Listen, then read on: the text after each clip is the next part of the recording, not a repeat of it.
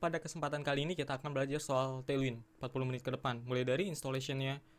Ya tentunya sebelum installation konsep dulu kan. Ya konsepnya dulu yang utility first, kemudian installation dengan npm, lalu kita belajar soal workflow-nya, customization, yang terakhir kita akan belajar soal tree shaking atau istilah lainnya ya purging ya, yang dimana kita akan menghapus beberapa class sisa yang tidak kita gunakan. Misalkan kita cuma pakai 10 atau 20 class, sisanya kan banyak tuh, itu harusnya dihapus dong supaya ukurannya lebih kecil dan lebih ringan ketika di-download oleh browser. Oke, lebih jelasnya silahkan simak video ini sampai selesai. Terima kasih, semoga bermanfaat. Untuk belajar Tailwind kita perlu pergi ke tailwindcss.com. Nah, di sini tempat kita bisa belajar Tailwind karena di sini dokumentasinya. Mulai dari installation sampai belajar konsep sampai referensi kelas yang dimiliki Tailwind. Sebelum itu kita perlu membahas Tailwind-nya itu sendiri, konsepnya ya. Kenapa dia berbeda dengan framework kebanyakan kayak Bootstrap itu. Nah, jadi simpelnya Tailwind itu sekumpulan kelas kecil isinya atau utility class. Nah, kayak gini kelasnya, kecil-kecil kayak gini. Jadi untuk membuat sebuah komponen di Tailwind, yaitu kita menggabungkan beberapa utility class sehingga menciptakan sebuah visual yang kita inginkan. Ini contohnya ada card di sini. Card di sini kalau di Bootstrap ya mungkin cuman pakai class satu ya, classnya cuma satu gitu, maksudnya pakai card aja gitu udah. Kemudian di dalamnya ada card body, card header segala macem. Begitu kalau di Bootstrap atau di framework semacam Bootstrap. Nah, kalau di Tailwind enggak, kita nulisnya kayak gini banyak.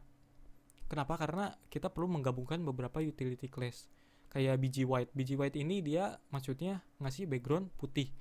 Nah, di sini ada rounded lg. Rounded lg itu ngasih border radius yang ukurannya agak besar kayak gini tuh, ada lengkungannya kan.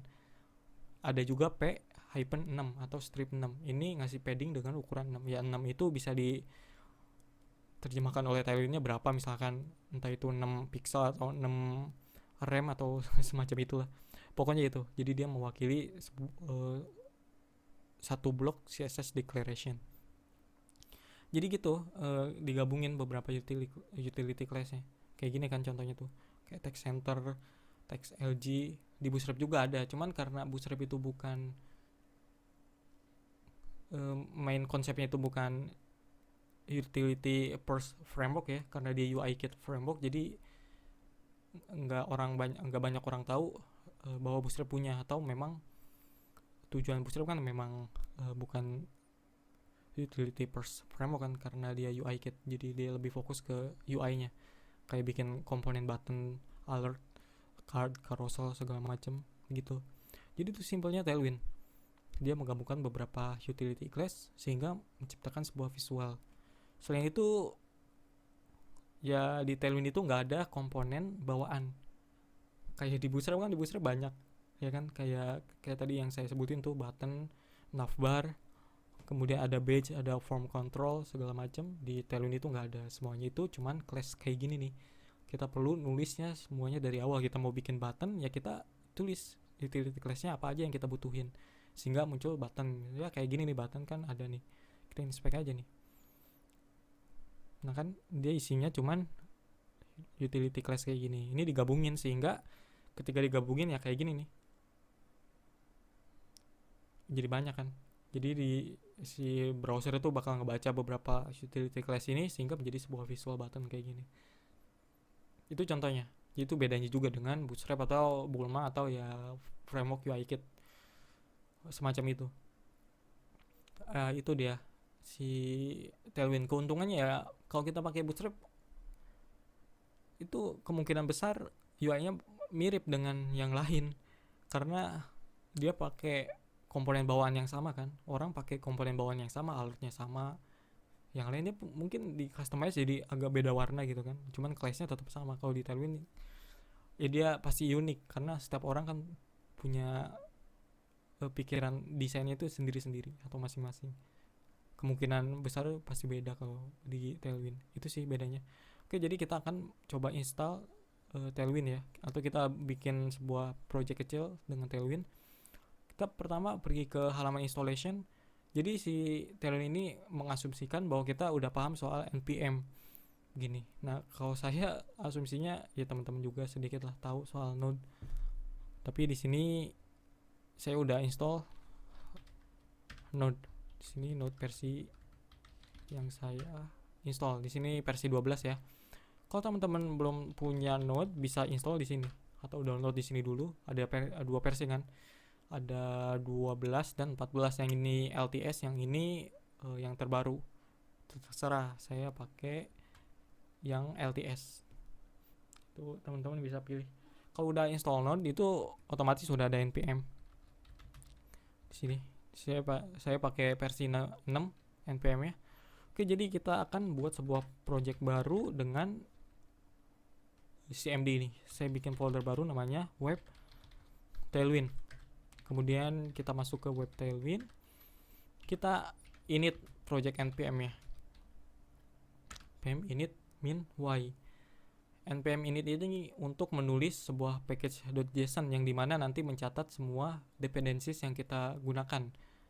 Salah satunya ya Tailwind CSS yang akan kita install gitu. Nah, kemudian min y ini supaya nggak ditanya satu persatu, supaya otomatis langsung nge-generate package.json ini. Kalau misalkan nggak pakai min y, dia bakal nanya satu-satu.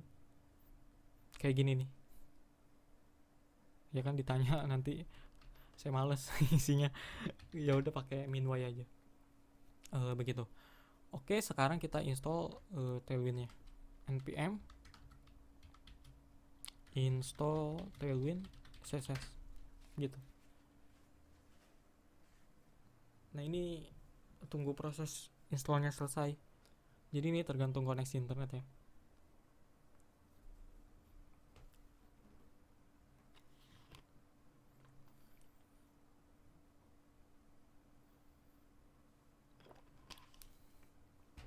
Oke, di sini menginstall beberapa package sampai 89. Kita bisa lihat isi folder node modules. Nah, di sini banyak banget kan package yang diinstal karena Tailwind ini butuh beberapa package lainnya. Butuh dependencies lainnya. Begitu. Oke, ini kita udah install Tailwind dengan npm. Sekarang kita buka VS Code ya. Visual Studio Code. Sini saya buka project baru, add workspace ya, supaya kita nambahin folder ini ke VS Code. Oke. Di sini udah kebuka. Kemudian kita akan buat sebuah file index.html. Kita tulis struktur HTML yang paling basic. Ini dia. Kita ganti judulnya jadi Tailwind CSS. Nah, ini kita tulis dulu untuk ngetes aja. Buka di browser, kita copy paste. Karena ini bukan file PHP atau bahasa pemrograman, jadi nggak perlu diproses oleh bahasa pemrograman ya. HTML ini udah bisa di serve oleh browser, karena diterjemahkannya oleh browser. Jadi kita nggak perlu web server atau bahasa pemrograman atau CGI. Kita langsung jalanin aja. Nah, udah bisa kan muncul nih hello. Berarti HTML kita udah berhasil dibuat. Nah, selanjutnya kita perlu mengimport file Tailwind. Nah, basicnya kita bisa pakai CDN. CDN ini ya file Tailwind yang sudah dikompil oleh developer Tailwind-nya atau tim Tailwind-nya. Kita bisa import di sini. Kita save. Lalu kita reload. Nah, udah bisa nih. File-nya udah berubah kan karena si Tailwind-nya udah diimport. Ini cara paling basic install Tailwind. Cuman ada beberapa kekurangan ya. Kalau kita pakai CDN ya kita nggak bisa pakai fitur ini. Kita nggak bisa customize, kita nggak bisa pakai directive, kita nggak bisa pakai atau mengenable fitur, kita nggak bisa install plugin pihak ketiga, kemudian kita nggak bisa pakai purge CSS untuk menghapus class atau style yang kita nggak pakai. Ini kan stylenya banyak nih. Kita buka aja nih, Ctrl U atau view page source, kita klik. Ini kan banyak banget tuh. Ini class semua nih. Sedangkan kita belum pakai aja kan kita load semua. Kalau misalkan kita pakai satu, masa kita load semua sih, ya kan? Nah itu kalau misalkan pakai CDN kita nggak bisa menghapus beberapa class lainnya yang nggak kita pakai. Kalau kita pakai Tailwind CLI-nya itu bisa. Jadi kita hanya pakai class yang kita pakai aja. Atau kita meload atau kita load class Tailwind yang kita pakai di HTML kita gitu. Oke, kita udah install kan. Sekarang kita buat sebuah file Tailwind. Nah, di Tailwind terbaru atau di mulai Tailwind 1, berapa ya? 1,5 atau 1, berapa gitu. Kita nggak perlu bikin file ini sebenarnya. Jadi si Tailwind udah bisa mengenerate sebuah file Tailwind yang kayak tadi, yang di dalamnya udah banyak class Tailwind kayak gini nih. Kalau di dokumentasi yang ini kan kita perlu bikin satu file Tailwind dulu nih, file CSS lah yang isinya kayak gini. Baru file ini nanti dikompil, kayak cara kerjanya kayak CSS preprocessor, kayak SAS gitu kan, kayak less, stylus gitu kan, atau post CSS. Ya karena si Tailwind juga pakai post CSS sebenarnya untuk memproses kode Tailwindnya. Begini nih. Jadi kita harus bikin file ini dulu. Kita bikin file, new file, style, atau ini aja deh, tailwind.css. Kita paste di sini. Kita save. Nah, si file Tailwind CSS ini nanti dikompil. Jadi file baru. File Tailwind ini jadi input, kemudian nanti ada outputnya. Outputnya yang mirip tadi. Saya ulang-ulang nih. Kayak gini nih outputnya. Karena ini bedanya ya, ini udah di minify ya. Jadi satu line. Nanti bedanya yang kita punya nggak minify, ke bawah dia. Gitu. Nah, sekarang kita perlu compile nih file Tailwind CSS ini. Untuk compile-nya kita bisa pakai npx. Npx ini package runner. Dia bakal ngecek kita punya package Tailwind CSS atau enggak. Kalau kita punya, langsung eksekusi package-nya. Kalau enggak, dia bakal install dulu. Kemudian ketika kita nggak pakai, dia bakal hapus. Kayak temporary gitu. Oke, kemudian kita buka terminal, new terminal, kemudian kita jalanin npx tailwind css buildnya inputnya apa nih? Nah, file Tailwind yang mau kita compile ini, tailwind.css, kemudian min o ini outputnya pengen namanya apa gitu. Misalkan namanya style.css. Nah, jalanin, tunggu aja nih. Tuh dia bakal proses. Nah, ini dia menyimpan hasil kompilasinya ke file style.css ini dia. Nah, kayak gini. Bedanya yang tadi tuh di minify, yang ini nggak di minify gitu. Kalau kita mau minify, kita pakai tool lagi. Entah itu CSS nano atau apa. Ya, intinya ini file CSS Tailwindnya. Nah, sekarang kita perlu import yang di lokal kita, jangan cdn. Style.css. Kita save. Kita reload lagi. Nah, nggak bakal ada bedanya karena kita meload file CSS yang serupa, yang mirip lah dengan yang ada di CDN tadi. Ini dia. Oke, kemudian kita akan belajar soal yang lainnya. Kita akan coba bikin komponen button dengan Tailwind. Untuk bikin button kita pakai A misalkan, atau pakai button beneran deh supaya semantik. Kayak gini ya. Misalkan tulisannya klik me. Kita save. Hasilnya kayak gini. Supaya gampang begini, saya kecilin browsernya atau kita kesampingin. Nah, begini. Sedangkan yang ini di pinggir. Nah, begini kan enak. Gini ya. Nah, kemudian kita perlu menulis class Tailwind di sini. Class Tailwind itu banyak, referensinya ada di sini. Buka. Nah, ini semua nih class Tailwind. Nah, mulai dari layout ke bawah nih referensi class Tailwind. Misalkan kita mau pakai padding buttonnya, ini paddingnya mau pakai padding P5 gitu, P6, itu bisa kita tulis aja di sini. Background dulu deh yang gampang, background blue 500. Nih kita bisa lihat di sini background blue 500. Mana background color? Nah, ini nih background color. Nah, kan background color banyak di sini warnanya. BG gray 400 500 gitu. Jadi satu color itu ada shade-nya atau ada levelnya. 100 sampai 900. Semakin tinggi semakin gelap warnanya, itu kan kayak gini nih. Ini color palette-nya. Kan ada nih teal, ada blue kan yang saya pakai tuh 500. Kalau 500 ya berarti warnanya ini. Nih, CSS declaration-nya ini. Gitu. Jadi kita bisa pakai blue atau kita bisa pakai purple. Kita save. Sini kita reload. Nah, kan muncul tuh kan background biru. Ini kan jelek kalau begini doang button. Kita kasih padding lah. Misalkan paddingnya berapa? P4. Kita save. Kita reload. Nah, kan gini. Saya kurang suka. Saya pengennya padding yang kiri kanannya atau padding yang X-nya itu lebih lebar dari atau lebih besar dari yang padding Y yang atas bawah. Padding X, PX berarti padding X misalkan 4, lalu padding Y-nya itu 2. Padding Y itu atas bawah, padding top dan padding bottom. Padding X ya berarti padding left dan padding right gitu. Nah begini kan jadinya lumayan oke. Warnanya nggak kontras, harusnya kan karena backgroundnya gelap maka foregroundnya itu harus atau warna teksnya harus terang, harus kontras. Maka kita kasih teks white. Kode warna purple 500, blue 500 atau orange 200 itu bisa dipakai juga di teks. Misalkan blue 500. Kita save lalu kita reload di sini. Kayak gini kan, warna biru cuman nggak bagus. Ya kita kasih white di sini supaya kontras. Nah kayak gini kan hasilnya. Oke, kemudian kita kasih round. Ini kan lancip. Kita kasih round. Rounded. Sorry nih, saya harus word wrap dulu supaya ke bawah kayak gini. Kita round, kita reload. Nah kan dia agak lengkung. Nah saya mau kasih shadow. Kasih aja shadow di sini. Shadow. Udah muncul kan tuh kecil.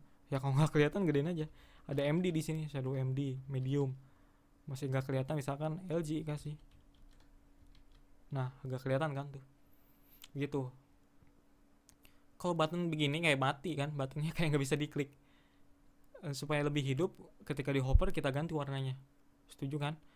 Gitu kita ganti begini, hover biji purple agak gelap misalkan pas disentuh 600 kita reload. Nah kan berubah tuh. Gitu. Nih kalau kita mau misalkan kalau mau ketika disentuh shadownya hilang. Kita kasih lagi hover. Nggak bisa begini shadow misalkan shadow non ya nggak bisa. Misalkan shadow non nggak bisa begitu, hover lagi harus begini hover karena ini masing-masing class gitu, beda-beda classnya, independen lah. Kita kasih lagi shadow non, kita reload di sini akan hilang tuh shadownya. Begitu simpelnya. Ini cara kerja Tailwind ya. Kalau kita mau bikin card ya kita bikin lagi. Misalkan ini terlalu rempet nih, kita kasih div di sini, div kita geser ke atas. Kalau di Sublime itu Ctrl Shift atas, saya nggak hafal shortcutnya. Nah kita save, ntar dulu jangan save dulu. Kita kasih class dulu, margin tuh M, classnya M dibarengin hyphen, lalu ukurannya berapa? Mulai dari 1, ada 2, ada 12. Ini kelipatan ya. 12 misalkan. Nah segini 12. Kok nggak bisa 13? Nggak bisa, karena memang nggak ada classnya. Langsung ke 16. Ada referensinya di sini. Margin di sini, ketik aja di sini. Margin. Nah, muncul kan tuh. 0 1 ukurannya sama nih. Semuanya padding punya referensi ukuran yang sama mulai dari 0 sampai 64, tapi ini kelipatan. Gitu. 16 20 24. Nah, begitu. Selain itu juga Tailwind punya transisi.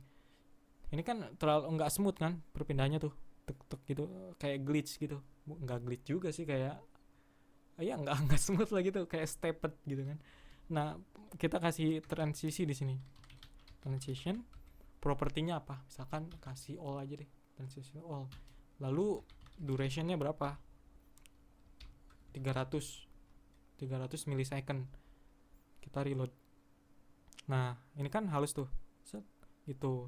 Ini kayak nulis kayak gini kalau di CSS transition all 3s ya, 3 second.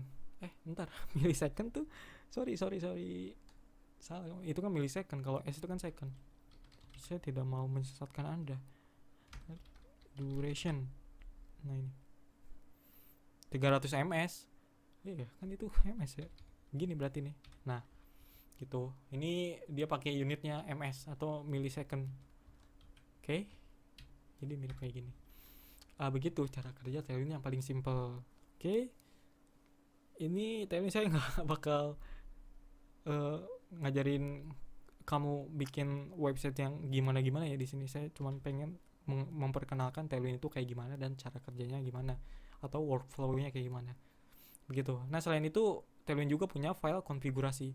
Purple kan warnanya ungu gini, ya kan? Gimana kalau kamu nggak suka warna ungunya yang begini? Gimana kamu pengen ungunya yang agak, ya, kesukaan istri misalkan, yang ungunya beda dengan ini, itu bisa. Kita harus generate configurationnya dulu. Ada di sini configuration. Nah di sini nggak ada kan?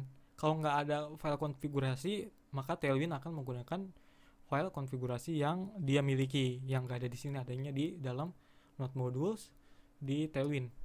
Mana Tailwind CSS? Nah di sini ada default config. Sini dia. Ini dia. Ini semuanya file default config-nya. Tuh kan banyak. Cari aja purple.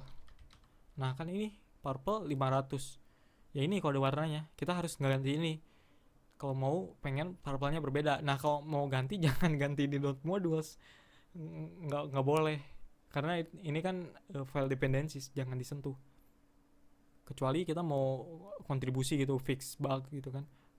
Dan itu juga caranya nggak begini juga. Ada caranya. Dan jangan ganti lewat sini. Kita harus lewat konfigurasi kalau mau customization. Kita bikin file konfigurasinya. Nah bikin file konfigurasi itu kita nggak manual, nggak bikin new file gitu, nggak ada caranya. Kita init dari sini, Tailwind CSS init ini kita bisa kasih argumen nama file konfigurasinya apa. Kalau kita nggak kasih, dia pakai nama bawaannya, yaitu tailwind.config.js. ada di sini, dan di sini isinya begitu. Ini dia konfigurasi Tailwind paling minimal kayak gini. Oke, kemudian untuk customization itu kita bisa lakukan di sini. Di sini bagian tim atau di bagian externnya. Begitu. Nah, misalkan kita mau ganti warna purple. Kita kasih di sini color. Purple itu di bagian color. Nih, kita buka lagi aja. Nah, ini ada default config kan. Ini kan purple. Purple itu di bagian color. Ini key-nya. Kita override ini jadinya tim colors. Key-nya apa yang mau di override? Purple kan? Ya udah purple. Sini nih, color pakai S ya atau enggak sih? Pakai S. Pakai S fading in. Wow, purple. Kemudian di sini 500. Ya udah, purple yang 500 warnanya apa misalkan? Kita cari warna misalkan yang mau kita kasih di sini. Purple color. Apa gitu? Ini kan ada nih.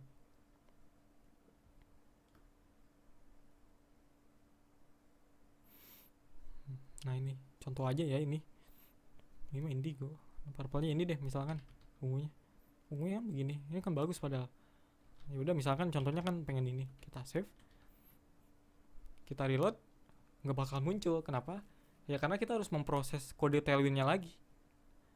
Ya kan? Kita harus compile lagi Tailwind ya.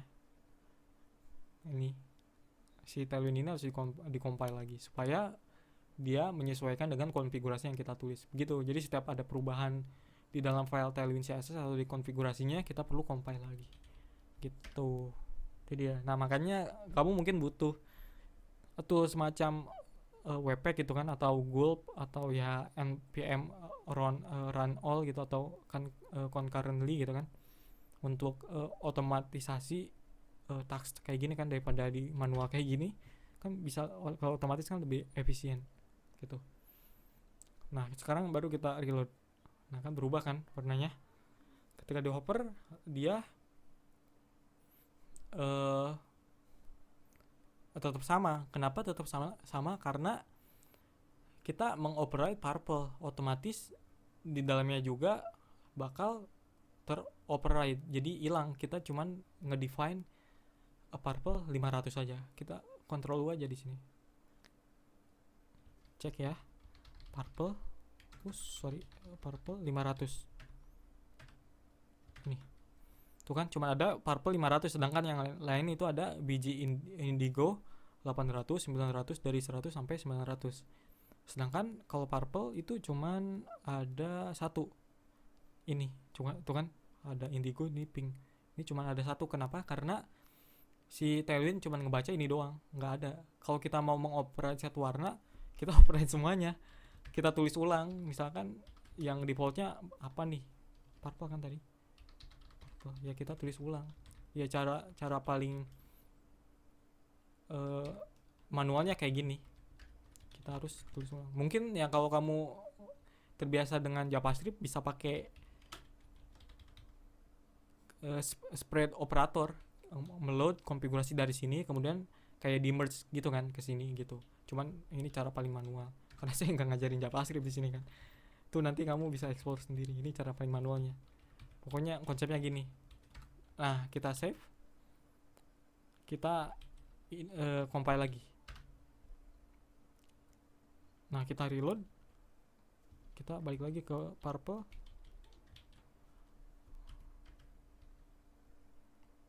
Ya, kita udah reload belum sih? Ada nggak sekarang? Nah, ada kan? Purple 500, 600, 700. Nah, balik lagi dia. Kita reload di sini. Nah, muncul kan? Gitu. Jadi kalau mau override itu semuanya lewat sini tuh kita tulis ulang. Ya gitu ini cara paling manual. Kok belibet sih? Ini cara paling manualnya begini. Ya kalau kamu mau pengen otomatis atau cara yang paling simple gitu dipendekin ya bisa kayak gini. Spread operator gitu. Saya nggak bakal jelasin di sini nanti lama. Oke. Itu dia. Ini konfigurasi Tailwind salah satunya. Untuk konfigurasi yang lain ada di bagian varian gitu. Itulah dia. Tailwind CSS. Nah, ini konfigurasi yang paling minimal yang saya lakukan atau yang saya ajarin ke teman-teman. Jadi untuk yang lainnya teman-teman bisa baca sendiri di sini di dokumentasinya. Sekarang bagian purge CSS ya. Karena di sini kita pakai beberapa class saja. Ini berapa biji sih, ya kan?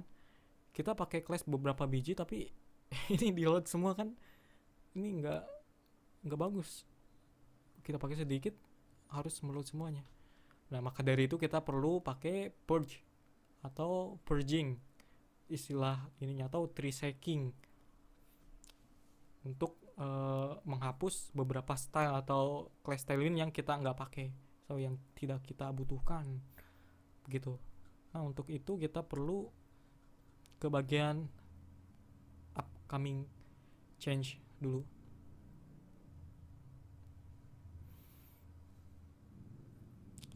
Nah, si purge CSS ini sebenarnya udah ada di versi sebelumnya. Jadi Tailwind ini punya konfigurasi namanya future di masa depan. Jadi ini bakal dirilis nanti, tapi kalau mau dipakai sekarang itu bisa di opt-in, kayak di enable dari sekarang gitu. Kayak gini, ini kan di komen, kita bisa enable kayak gini. Ini fitur yang bakal muncul di breaking change berikutnya, entah itu versi 2 kan gitu. Tapi kalau kita mau pakai sekarang ini bisa kita opt-in lewat sini. Ini ada nih, we highly recommend opting in to this change now to simplify upgrading. Ya kan, karena kalau misalkan kita nggak opt-in dari sekarang, mungkin kita masih pakai fitur yang lama gitu, yang nggak taunya ada deprecated gitu kan, kayak gini kan. Gap utilities ini kan udah usang gitu, udah mau deprecated di versi berikutnya. Kalau kita nggak enable, kita nggak bakal tahu gitu bahwa fitur itu udah usang. Nanti kan susah upgrade-nya. Itu salah satunya. Gitu kita bisa save. Kemudian untuk purging-nya di sini ada dokumentasinya. Saya sambil buka Tailwind dokumentasinya ini supaya teman-teman tahu kalau saya itu taunya dari sini gitu. Saya hanya menyalurkan apa yang ada di sini kepada teman-teman gitu. Jadi saya nggak dapat wahyu gitu dari siapa tiba-tiba gitu tahu Tailwind. Enggak, saya taunya dari sini semuanya gitu. Jadi supaya teman-teman tahu juga kalau mau mau tahu Tailwind lebih lanjut ya ke sini dokumentasinya. Nah, ini dia dokumentasinya. Basic usage-nya kayak gini. Jadi Tailwind ini walaupun kita pakai kayak gini atau kita enable purging, ketika kita compile kayak gini nih, ini dia tetap bakal ngeload semuanya atau bakal nge-compile semua class. Ya kayak gini lah, nggak bakal ada bedanya walaupun kita enable purging ya. Kenapa? Karena si Tailwind bakal ngelakuin purging atau bakal ngelakuin tree shaking itu di environment variable gitu, karena default environment itu development kan. Itu nantilah kita bahas. Jadi kita bakal nulis ininya dulu. Nah ini kita define di mana class Tailwind dipakai. Kan kalau di HTML ya cuma di HTML kan. Sedangkan kalau kita pakai project kayak di React, di Vue atau di mana ya ada folder tersendiri kan, kayak di Next.js itu kan ada di dalam folder pages, komponen segala macam. Sedangkan kita cuma punya di index.html. Ya udah tulis aja di sini. Ini kita isi relative path ya. Gini aja. Enggak usah ya search. Index.html begini. Oke, udah. Kemudian gini aja sebenarnya. Gini aja kan. Tuh ada penjelasannya. Nanti kita bahas yang ini. Kita coba yang ini dulu. Kita compile. Sekarang tunggu hasilnya. Nah, ukurannya masih besar. Kita reload juga di sini ya masih sama hasilnya. Karena dia ngebaca project kita ini dalam environment variabelnya itu masih development. Gitu, untuk ngasih tahu bahwa project kita ingin dikompil dalam mode production, kita harus define node env gitu. Sedangkan kalau define node env di Windows itu nggak bisa kayak gini men. Kalau di Linux bisa kayak gini, node env production gitu. Sorry supaya cepat gini nih, production gini nih. Nggak bisa kalau di Windows. Kalau di Linux bisa. Saya belum coba sih, di macOS kayaknya bisa juga. Nggak bisa kayak gini, harus pakai package namanya cross env begitu. Nah supaya gampang juga, ini kan kepanjangan nih tagsnya kan, atau command lainnya, kita bisa simplify lewat package JSON sekalian, lewat script. Ini hapus aja deh tes, kita nggak pakai tes, kita build aja gini. Kemudian kita jalanin atau kita ketik perintah tailwind css build tailwind.css min o style.css. Kita nggak perlu npx di sini ya, karena kita hanya perlu mendefine package yang kita mau pakai untuk mengcompile file ini, yaitu file atau package tailwind css. Karena npm udah pinter, dia bakal nyari di sinilah folder node modules gitu, nggak usah pakai npx lagi. Oke, kita save, kita clear dulu, langsung aja jalinin yan build. Kenapa yan? Kan kita pakai npm, sorry. Kita npm run build. Nah kan lebih simpel gini ketimbang panjang gitu. Mungkin kamu berpikir kenapa nggak ngajarin dari awal gitu, kenapa nggak dari tadi aja sih gitu kan. Ya nggak juga supaya tahu dulu kamu proses yang benernya tuh kayak gimana, basicnya atau fundamentalnya gitu. Kalau saya kasih tahu begini kan nanti bingung. Itu cara supaya lebih efisien gitu, atau lebih pendek perintahnya gitu sih. Itu kemudian sekarang kita mau coba pakai cross env supaya kita bisa jalanin ini gini nih. Jadi si Tailwind itu minta kayak gini sebenarnya, production, supaya kita ngasih tahu ke Tailwind bahwa kita mau mengcompile Tailwind untuk production supaya purgingnya itu jalan gitu. Nah sekarang kita bisa jalanin npm run build. Nah ini error, kenapa? Karena nggak bakal mengenali ini, kayak tadi errornya mirip-mirip kayak tadi, karena nggak bisa jalanin kayak gini. Maka dari itu kita perlu yang namanya npm install cross env gitu. Atau ini untuk mendefine atau menjalankan apa atau untuk men-set environment variable atau men-set variable lah di cross platform gitu. Kita jalanin aja gini cross env sekarang. Ini kan udah nambah tuh cross env, kita jalanin kayak gini cross env .env production begitu kawan-kawan. Nah sekarang npm run build.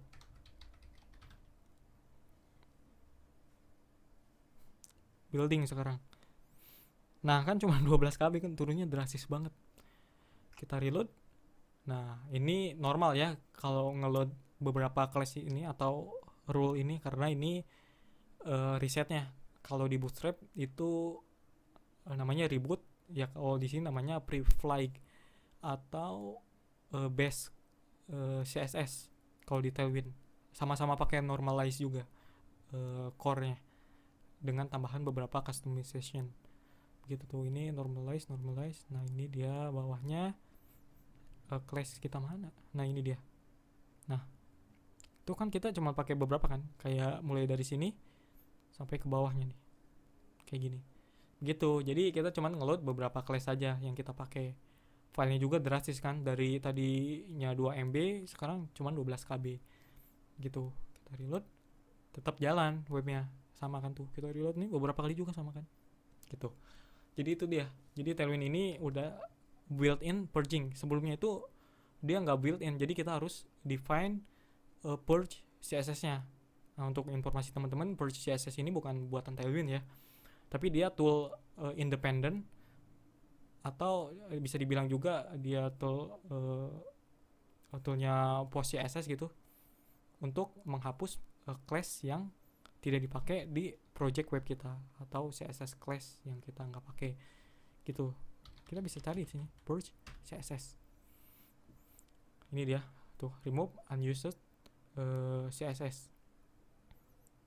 Nah kebenaran si Tailwind ini kan butuh purge CSS juga kan, supaya bisa menghapus beberapa class Tailwind yang nggak kita pakai atau yang nggak dipakai oleh developer gitu. Nah kemudian di beberapa versi berikutnya si purge CSS ini menjadi built-in feature yang awalnya harus di define manual, harus ditulis manual gitu konfigurasinya. Nah kan kayak gini nih, harus ditulis manual kayak gini, dulu saya begini harus tulis manual. Nah sekarang built-in, jadi lebih gampang konfigurasinya begitu. Itu dia untuk purging Tailwind di CSS kayak gini aja path-nya. Ini path-nya, atau di mana file kita menulis class Tailwind gitu. Itu dia. Atau kalau misalkan kita mau mengenable Tailwind tanpa harus mendefine node environment kayak gini, itu bisa sebenarnya. Pakai kayak gini, kita harus define-nya object, define-nya object enable true, kemudian content kayak gini. Nah koma kayak gini nih.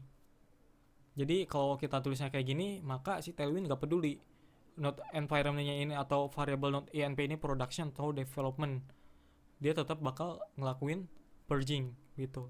Ini saya hapus nih untuk proof.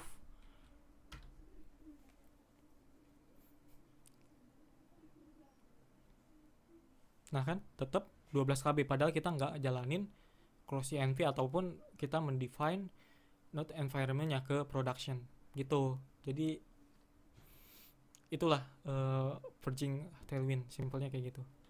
Karena kalau purging di development itu sangat tidak bagus, karena kan kita butuh semua class-nya untuk mendefine. Kalau kita nggak ngeload semua class-nya, kita nggak bakal bisa menikmati semua class-nya gitu. Jadi kita hanya perlu Tailwind melakukan tree shaking atau purging itu hanya di production gitu. Jadi di development melakukan tree shaking itu sangat tidak direkomendasikan, kecuali ada case yang memang mengharuskan.